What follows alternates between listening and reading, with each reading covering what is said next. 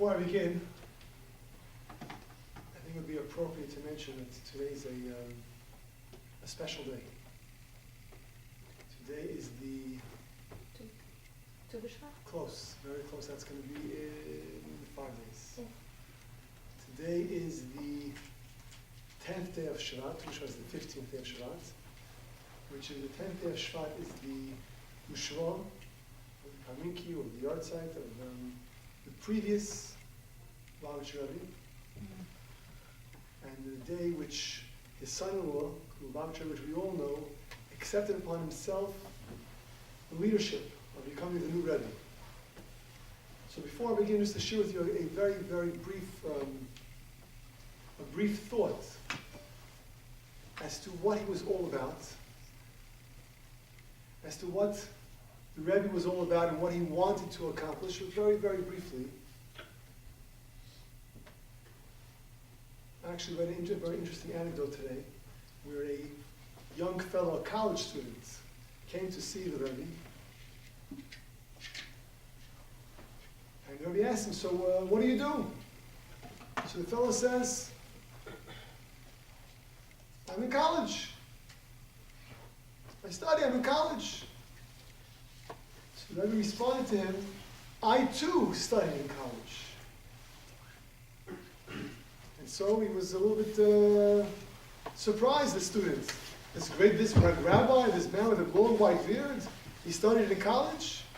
Really? What did you study? Theology? Did you study philosophy? Did you study Talmud?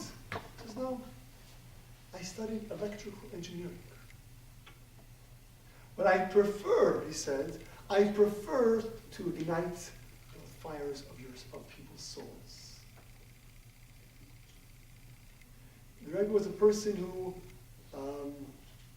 had the exceptional love to every single individual, to every single person, regardless of who they are or where they came from. And the Rebbe was also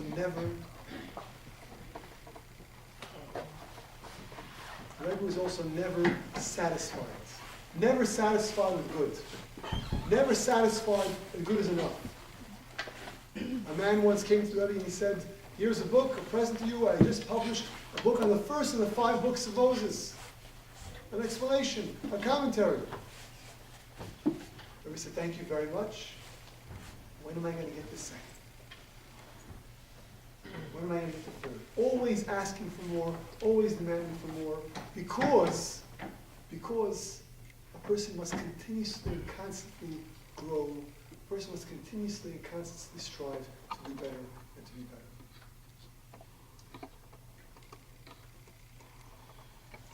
Okay, so now in our class, there was a Jewish professor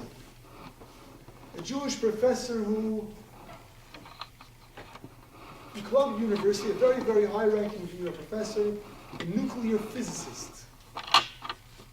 This nuclear physicist had this phenomenal idea, this great insight, where he was traveling the world sharing this idea. And in his travels, he was traveling also to China. He spoke English, they spoke Chinese, there was a problem over there, so he needed a translator. And so they gave him a translator, someone who understood English and was able to translate and speak Chinese. And so before the lecture, the professor tells the translator, I'm going to speak for 15 seconds, then I'm going to pause, and you'll translate. I'll speak for another 15 seconds, I'll pause, and you'll translate. A little annoying for those who are listening, but that's what it is. He's speaking in English, they don't understand English. They have no choice. And so he gets up to speak. He speaks for 15 seconds. He turns toward the translator. Translator's quiet. Not saying anything. He speaks for another 15 seconds, turns to the translator again. The translator says, go on. You're okay. Keep on talking.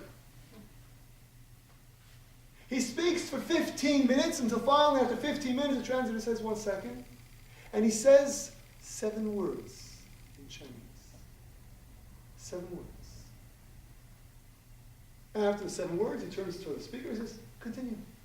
And he speaks again, 15 seconds, 5 minutes, 10 minutes, 15 minutes again. After the second 15 minutes, he says, stop. He says again, another 7 words. And then, again, he tells the speaker, continue. Third 15 minutes, again, 7 words. And finally, after an hour's speech, and when the speaker concludes, the translator says 3 words. Everyone applauds, and they all go. The professor was amazed. Unbelievable. Here's this person. Here is this person who is able to take my deep, amazing, intellectual, phenomenal ideas and able to bring it down to few words. A few simple words. He's able to put it in such a concise manner. Only the greatest students, only the greatest thinkers are able to do such a thing. And he tells the students, wow, unbelievable, I want you to be my traveling student. I want you to be always with me, my main student, because you understand my greatness. You are able to untake my words and distill it into just a few words.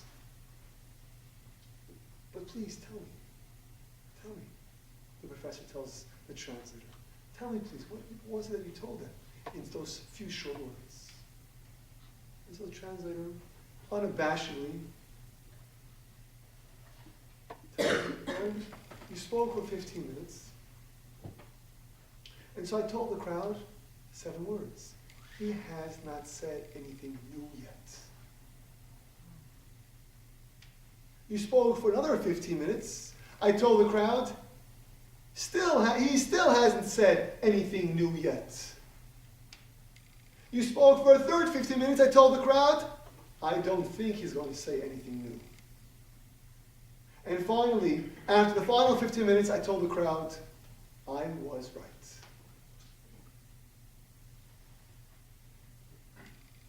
So we have classes over here for the past 6 months, 8 months, 10 months, whatever it may be, and you hear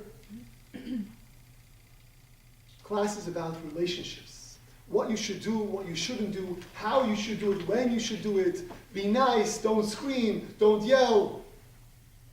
What more can I add? What more can I add to your repertoire of all this great advice you've had so far? You know, I said last time I was here, a few months ago, that most important thing with a man is you have to feed him. You have to feed him. You have to give him food. If the man is hungry, he comes home, he's a wild beast. You give him some food, he's a teddy bear. He's nice, he's calm, he's wonderful. So I'm not going to give you an advice of what you should do. I'm not going to give you a script of what you should tell your husband or your wife when you get home. What I've done for tonight is I've looked through the entire Torah, 5 books of Moses.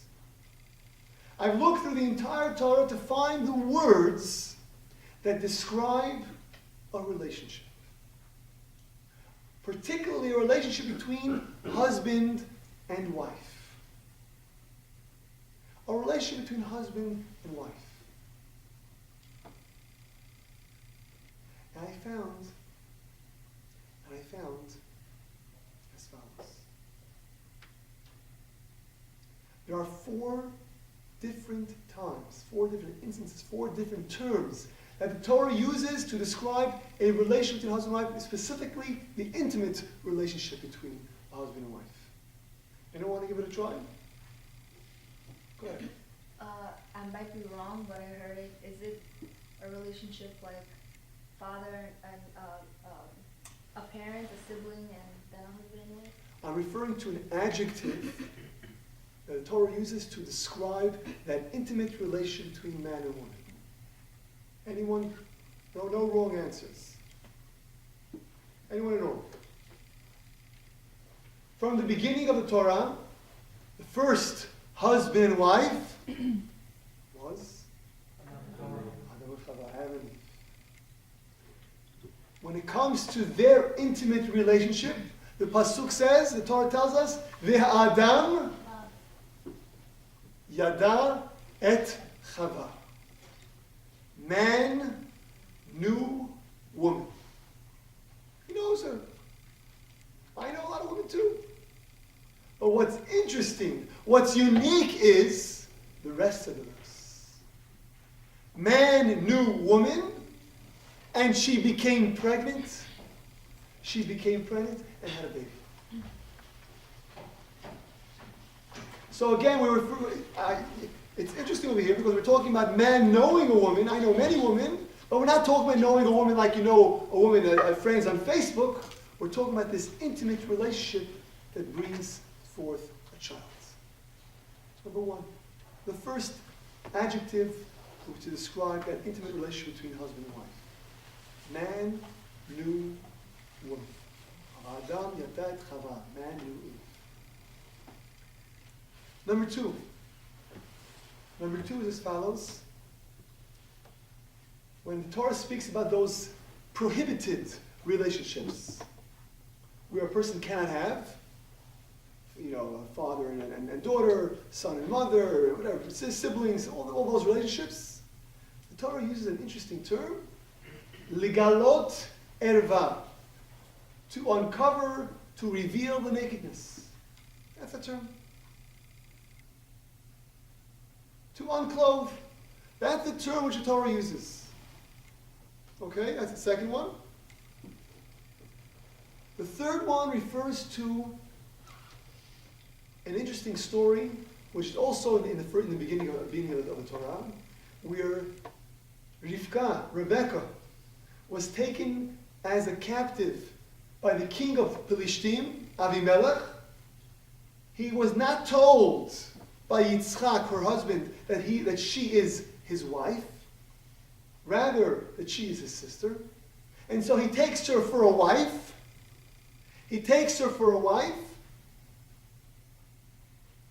But then the king looks out the window and he sees Yitzchak mitzachek et Rivka. Yitzchak is laughing, he's jesting with Rivka. Not just laughing with her, because all of a sudden he realizes and he tells Yitzchak, how come you never told me she was your wife? Wasn't just laughing. He saw something which indicated that there was much more intimate relationship there. They were husband and wife. So again, we have Adam yada et Chava, man knew the woman. Knowing the woman is refers to this intimate relationship. Uncovering, revealing a nakedness refers to intimate relationship. Joking, laughter, as we just mentioned, refers to this intimate relationship. And finally, another final example is as follows.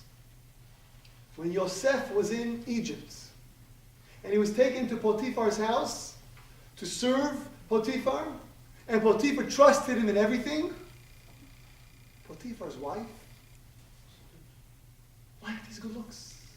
He was a very handsome man. Unbelievably handsome. And so, she wanted to have a relationship with him. She wanted to have a relationship with him. And so it says, she tells Yosef, Shichva imi, lie with me. She wanted a relationship with him. Lie with me. Another time which this term is used, when Lot, after Sodom is destroyed, and Lot and his two daughters run away, and they thought the world has come to an end, and there are only 3 people left in the world. The daughters want to have children. They lie, the Torah says, with their father. So 4 terms. Lying with each other, uncovering a nakedness, laughing, and knowing. So 2 of these terms make sense. Lying makes sense. Refers to an intimate relationship between husband and wife. Uncovering a nakedness, again, makes sense. It fits very well. Laughing, knowing each other, seems to be a little bit odd. So the question is, what are these terms What are they telling us?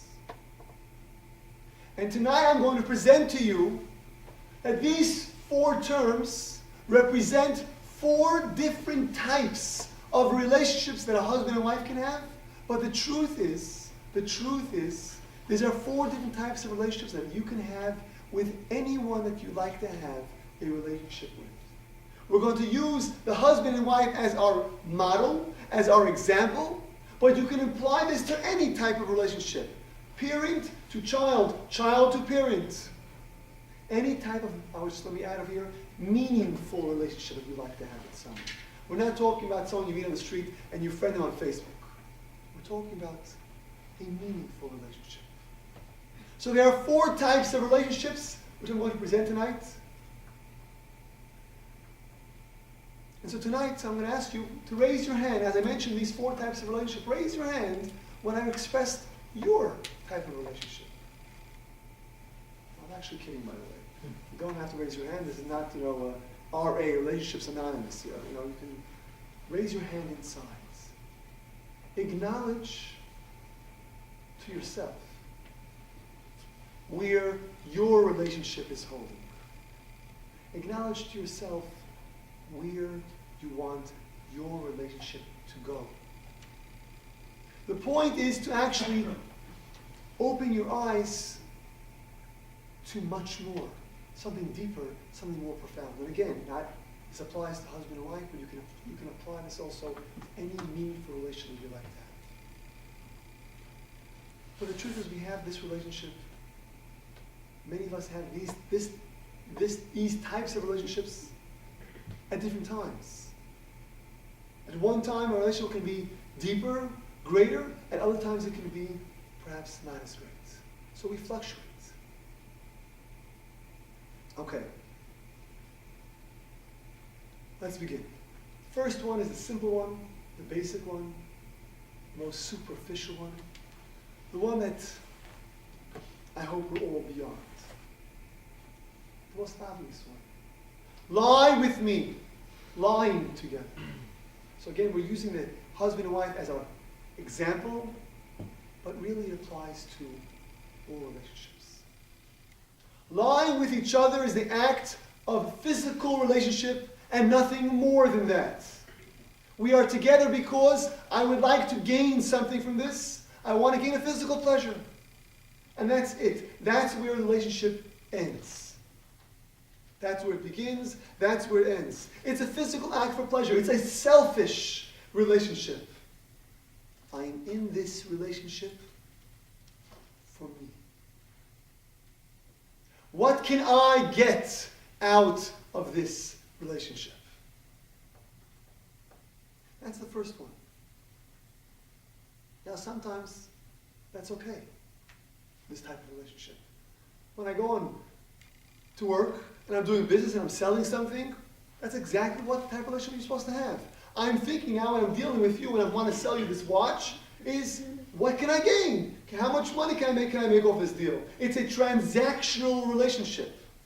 I'm giving you something in order to get something back. What's in it for me? And that's fine. That's perfectly okay. Because that's the purpose of that relationship.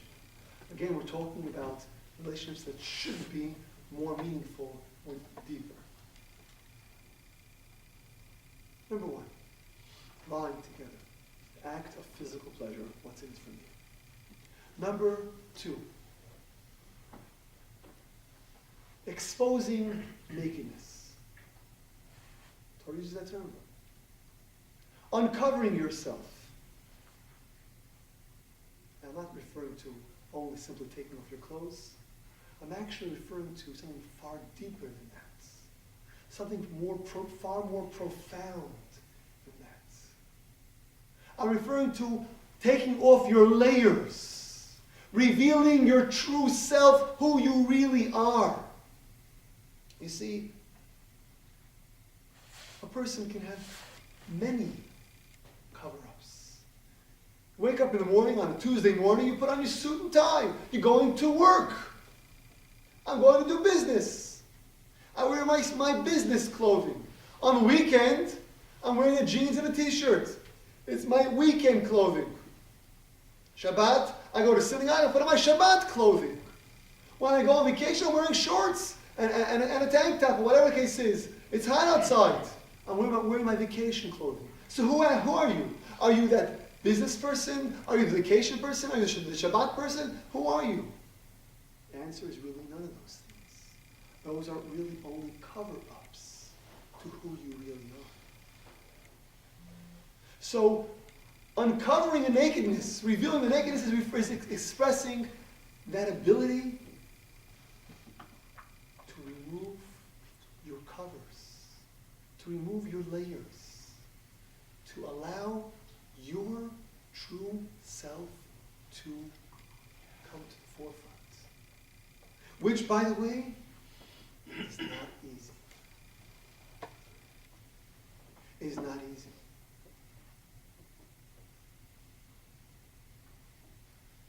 You see, to let yourself truly be known for who you really are is allowing your vulnerabilities, your weaknesses, things that you are afraid of, the things that you are unsure of, to come to the forefront. How many people can raise their hand in this room and tell me, besides for your spouse, that you can truly think out loud in front of another person? Raise your hand. That you can truly think out loud in front of another person what you're really deeply thinking. Anyone? How many people? 2 people. Now, how many friends do you have on Facebook? A few. 40? Maybe in the 40s. Okay. So, 5%? Anyone else? You can think out loud what you truly, only one person is raising their hand. To let yourself truly be known, what you're unsure of, what you're afraid of, takes courage. You know, it's interesting. What's a person's, today in America, what's a person's deepest secrets? Something they'll reveal almost to no one. Perhaps to no one. What's a person, answer please, if you may think for a second. Money. There you go. Money. Something that today, in today's society, the thing that I will tell almost no one, perhaps not even my wife, is how much money I have in the bank. Because we broke. Who's your wife? Who's his partner?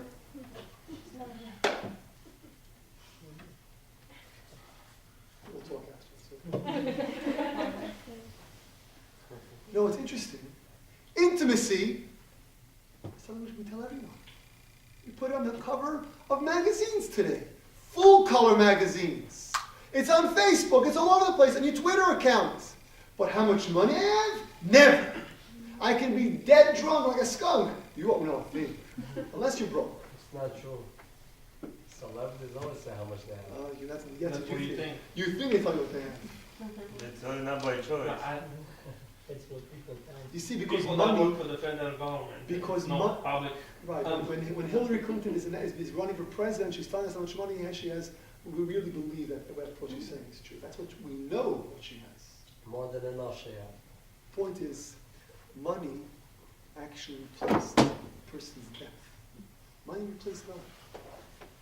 And so I'm going to keep that as my most sacred thing. You know, it's 3 a.m., 3 o'clock in the morning, and a husband and wife are lying in bed watching TV. Some husbands might do that. Watching TV. And all of a sudden, out of the blue, comes in a burglar. An armed robber with a pistol in his hand. There's a gun in his hand. And he comes into the bedroom, and he takes the pistol, and he points it to the wife. And before he does whatever he needs to do, he tells her, tell me, what's your name? She's shaking. The gun is pointed to her hands. Tell me, what's your name? And she says, my name is Elizabeth. Elizabeth? Today's your lucky day. never kill someone in their mother's name. And so he takes the gun and he points it out to her husband. Tell me, what's your name? He's shaking. Tell me now, what's your name? And he says, my name is Harry, but they call me Elizabeth. Unfortunately, sometimes it takes an armed robber to get husband and wife to reveal their true selves to each other. But revealing your true self is scary. This is who I really am. I'm not this great macho person who stands up here and can give great speeches. I'm a person who has fears.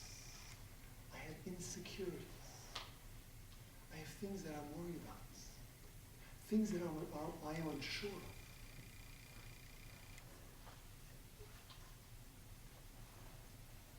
That is the second, perhaps deeper relationship. It's not just about a transaction. You give me $1, I give you a watch. It's about I'm having a relationship with you, and I'm actually allowing you to know who I am. You see, it's intimacy into me. See. To know who I am. That is the second type of relationship that we're looking at. Where I'm allowing myself to be vulnerable in your hands. I'm allowing myself to be known to you. Revealing the nakedness, uncovering yourself. Not the clothing, referring to uncovering your true self. The third type of relationship. Adam yada et Chava, man. Adam knew Eve. He knew her. And all of a sudden he had a child. What's going on here? What does it mean he knew her? And that act of knowing her made her pregnant. So here it's something even deeper. Something even more profound. You see, when was the last time? When was the last time that you actually took the time? I'm going to focus a little to the male side. I'm with you. When was the last time you actually took the time to get to know your wife? Not what she does for you, or how she makes you feel, or what type of dinner she prepares for you. On vacation. But actually got to know who she really was. We think we know who they are. That's what we got married to. You gotta know from the beginning. Right. That's what I thought also. You know what they say? A man, Trying to say it wrong. a man marries a woman hoping she never changes. But she always does. Of the platter. Who's this? Who's this? A woman marries a man hoping he will change, but he never does. Because it's real. It's from the beginning. You got it.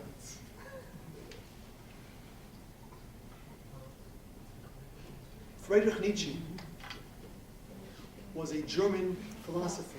And he says like this: we don't love other people. We love our version of them.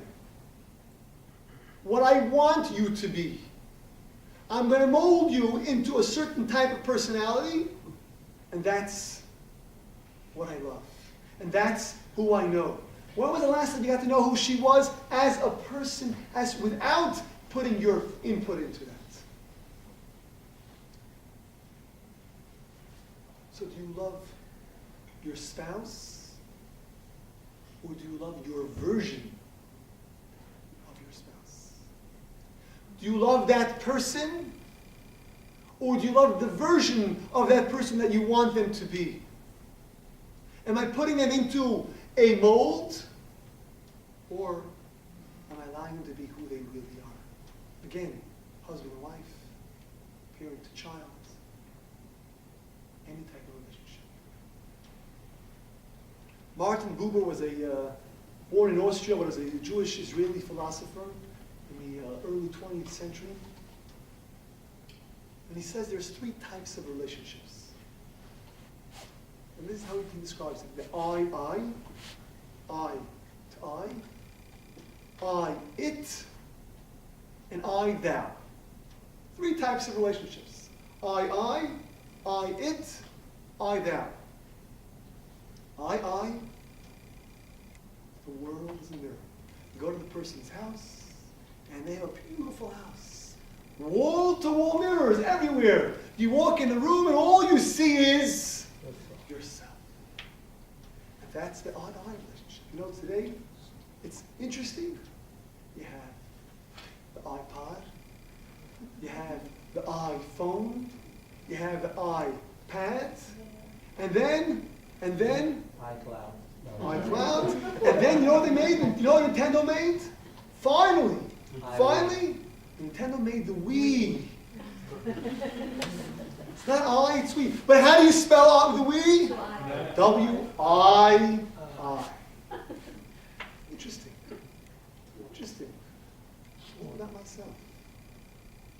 It's transactional. What can I get out of this? What's in it to me? I don't even see you. I just see me and what's in it for me. The I, it is a little better.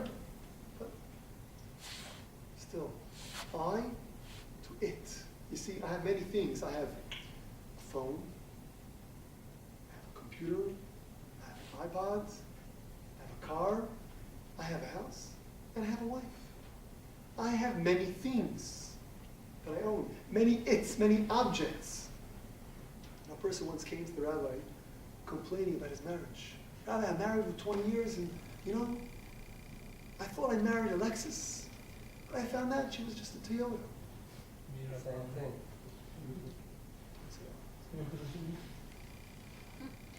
The rabbi tells him, excuse me, the problem is that instead of marrying a wife, instead of looking for a wife, you were looking for a car.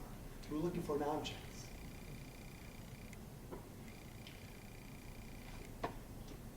That's the I-it relationship. Where things are an object. Now, people that have this type of life, the I-it relationship, they understand that I have to take care of my things. It's not about just using you, I have to take care of you too.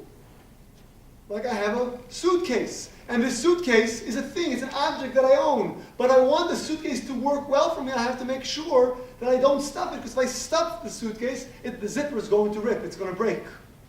If I want the car, my object, to last me some time, I have to take care of the car, go through oil changes, and et cetera, go to the mechanic. Again, another object. And so to us, when I have another person in my life that I'm having a relationship with, it's the I-it relationship. It's a person, and I got to take care of that person, but only for the purpose of making sure that that object, or that it, that thing, gives me what I need. Then there's the I-thou relationship.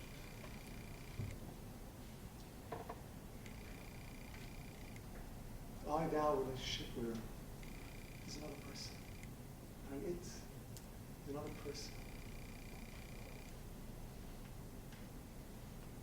You see, there's a husband and wife where a friend of theirs tells them, you're married for 10 years now. Your relationship, your marriage looks like it's like you're on the first honeymoon still. Unbelievable. How'd you do it? How'd you accomplish it? And so, the wife tells the friends, it's very simple. When we got married, I told my husband, and the big decisions in life, he's going to make. And you know what? He doesn't even have to consult me.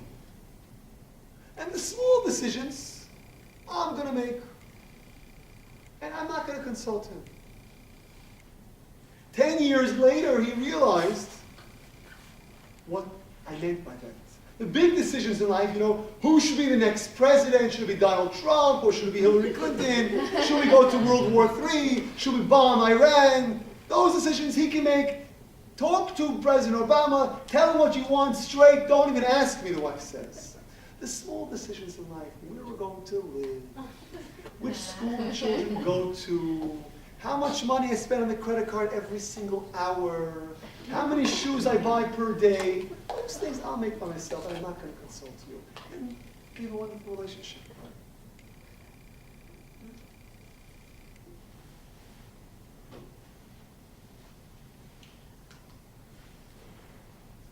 Someone goes over to Jack one time and says, Jack, so how's your marriage coming along? How's it progressing? Jack says, interesting, when we were going out, when we were engaged, I was doing all the talking, Jack says, and she was doing all the listening. And then we got married. She started doing all the talking, and I was doing all the listening. Now, 10 years later, we're both doing all the talking, and the neighbors are doing all the listening. That's why we live in houses that are very far apart.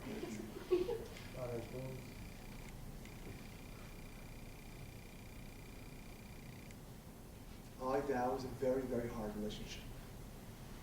I vow is where I'm making space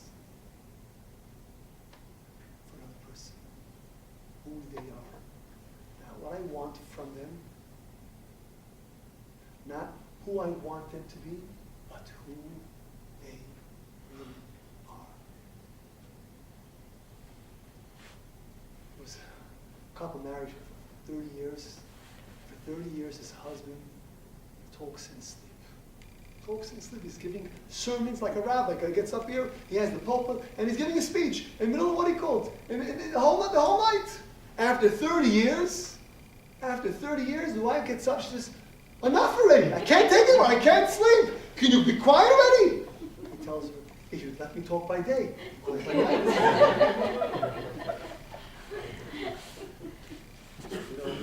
Our rabbi says, speaking of talking a lot, he was a rabbi in South Africa, Johannesburg. Johannesburg is a very proper community, similar to England, to London. We're in a big congregation, 300-400 people every single Shabbat, and they gave these sermons. And there was this one individual, Mr. Kogan, who would sleep every single sermon. Every single sermon, he would sleep. Sleep, what should I do? What happens? Us rabbis, part of becoming a rabbi, they teach you how to have a thick skin, not to get nervous about these things. One time, in the middle of the speech, Mr. Kogan is sleeping. He starts to snore. He snored like a 51-piece symphony orchestra over here, in the middle of the speech. The rabbi turns to the president. Mr. President, please wake up Mr. Kogan. The president turns back to him and says, Rabbi, you put him to sleep, you wake him up. In Manchester, there was a rabbi who, similar story, also very proper in England. There was a rabbi who got up to speak, and in the front, sitting right in front, right by the podium, sitting right over here, is Mr. Berkowitz. And Mr. Berkowitz, the moment the rabbi would open his mouth, Mr. Berkowitz would fall asleep snoring. Every single Shabbat. Every single Shabbat.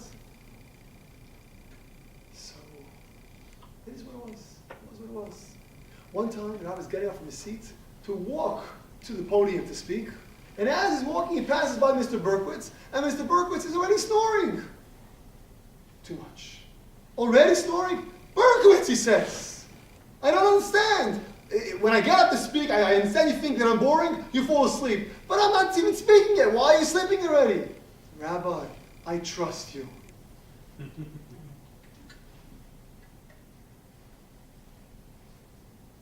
You see,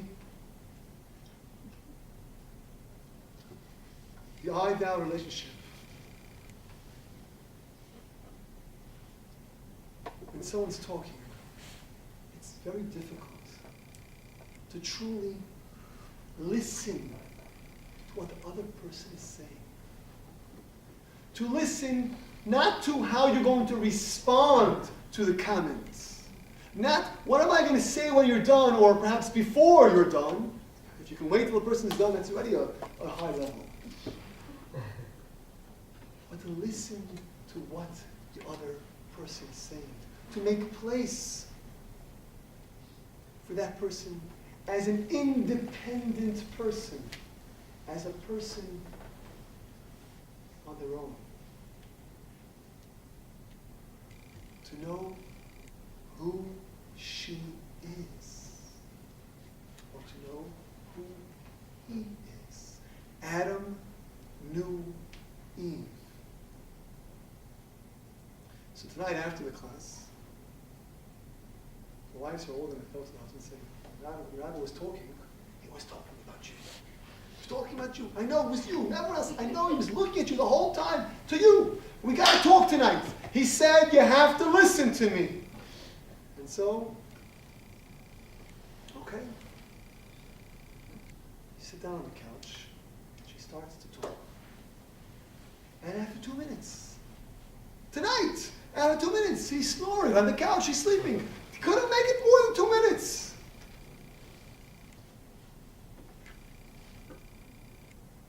You know, the truth is, as a man, I don't blame him. I don't blame him. You see, because men and women are very different. Men and women, you know, they say men are from Mars and women are from Venus. Men and women are very, very different.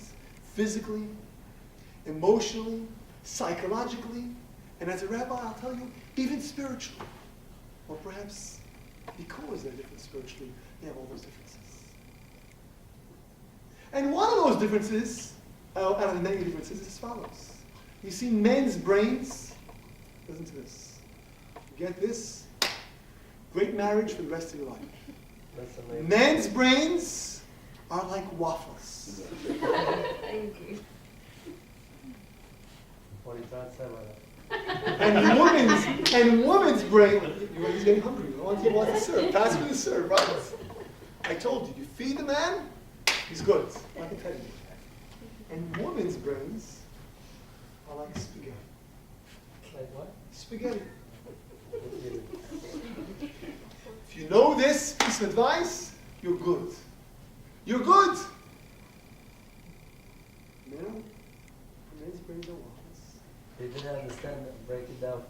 Oh, no problem. Really break it down. No problem. Nobody understood, that's why you You know, they say, you say something about someone else, but you refer to yourself. Let me explain. Okay, let him explain. He understood. Waffle, what are waffles? Waffles are those square They're tough on the pancakes. outside, soft on the inside. Oh, see, she knew. I got that one with the spaghetti. Spaghetti part, you don't understand? Yeah. Let's start with the waffles. You see? They're long, but Waffles. they used to get cut up. Waffles. That's where the Rashi's commentary on this. Okay, let's get to first to the main point here. Waffles are square, and the waffles have a lot of different compartments, right? You pour the waffle in the mold, and a lot of different squares. See, men's brains are like that. We have compartments. We have file cabinets. I have a file cabinet in my head for my job. One file cabinet. I have another file cabinet for the car, a third file cabinet for the children, 3 or 4 file cabinets for the wife, right? A file for the bank account, how much money I have, for the house, everything I have to do in my life, I have the file cabinets for. And when I need to talk about the car, I go to the brain, I look for where's this car, I open up that file cabinet, okay, oil check was done 2.5 months ago, okay, I gotta do it in another half month, close the file cabinet, I'm good. Basically, got a lot on our mind. But very separate. So spaghetti got confused. So wait a second. Then you're gonna start yelling at the rabbi over here. What words on that? They fill our holes. One second. And then I need to talk about the wife. So I close the file cabinet about the car, and I open the file cabinet about the wife. And we deal with the wife. Finish with that, I close that, and then we discuss the car, the house, excuse me, or the job. But one thing at a time. One thing at a time. Organized. And I'm very careful when I open up one file cabinet not to touch The other file cabinet. I'm dealing with the car now. I want to deal with the house right now. We don't know. And let me tell you this one big file cabinet in the middle takes up the most space by us men, and I'm a man, I can say this. You know what the file cabinet is called? It's called nothing. You see, we love nothing. So, what's your name? Ask, Sorry? ask her. Ask, what do you want to do tonight? Nothing.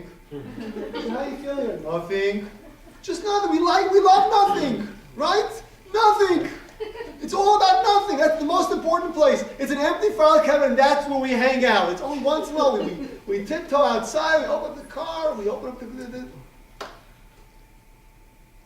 waffles. See, that's how you One gotta say time, waffle. sometimes we put some honey over there, or some Why? makes it a little sweet, right? Spaghetti. Spaghetti. It's very smart. They're all over the place. No, that's because they're all over the place. You see, We can Yeah. multitask. Oh, stop they're it. all. A woman's mind is like a bowl of spaghetti. A bowl of spaghetti is every single piece of spaghetti is touching other piece. It's like a web highway where you have a million websites. There's no ending. And to it. everything is connected. Every one thing that, right? Rabbi. The car has to do with the wife, the husband has to do with the kids have to do with the house has to do with the job, it's all connected. No ending to it. When I talk to you about the car, we're really talking about the house, I'm really talking to you about the job, really about my mother-in-law, my mother, it's all connected. A big headache doesn't end. So you see, men are like waffles, and women are like spaghetti. Now do you understand why it's so difficult for him to talk to you? You see, what happened was like this. Tonight, finally, he sits down to talk to you. He's sitting down to talk to you. He says, tonight, the rabbi said, I vow, Adam yadat chavai. He's really inspired. I got to know my wife. I want to know who you are. Please, sweetheart, talk to me. Tell me everything. She's like, the rabbi, I got to talk to this rabbi. Unbelievable. Never. After 20 years, I didn't get this. Finally. So you start to talk. So the woman starts to talk like this. The first 12 seconds, she's talking about renovating the kitchen. 12 seconds, okay. We can handle that. I open up the file cabinet called the house. Wait. I also got to open the file cabinet for the bank account, the money, because I got to know how much money I have. So now I have 2 file cabinets open, okay? 2. It's not bad. I can handle that. Wait, I also got to figure out one more thing. I got to figure out my job when I can take off. So I got 2.5 file cabinets open. 12.5 seconds later, she starts changing the subject, and she says, wait a second. Last week when I sent my $600 dress to the cleaners ruined it. Whoa. Now I got to open up another file cabinet called cleaners, the dress. And then after 32 seconds, when she's finished talking about the renovations and the dress, she started telling you, tonight when the kids came home from school, the son, Charlie, he had a report card, it was terrible, he talked about the kids. Now the husband's like, wait a second, slow down. Kids, report card, education, he has 7 files open over there, 7 file cabinets open over there. Second number 52, she's talking about her mother. Your mother-in-law. Now we got to open another file cabinet called mother-in-law, and we got to discuss that. And then she starts talking about your mother, her mother-in-law. Okay, now you know you're dead. Now he's saying, oh my God, this is too much. He decides he has 2 options. Go to sleep. 2 options. Don't talk. Option number one is to commit suicide. Suicide. He loves you too much. He's going to commit suicide. Ignore. You're going to be alone. Who's going to take care of you? Who's going to provide for you? And so he goes to look for option number 2. Option number 2 is just go to sleep. You see, so when he falls asleep, he's not doing it to hate you, out of anger, out of disrespect. He's doing it out of love. Would you rather him commit suicide or than fall asleep? He's expressing his deepest love to you when he falls asleep. It bothers It bothers them though. He's sleeping like a baby if they can fall asleep. Because we close our cabinet.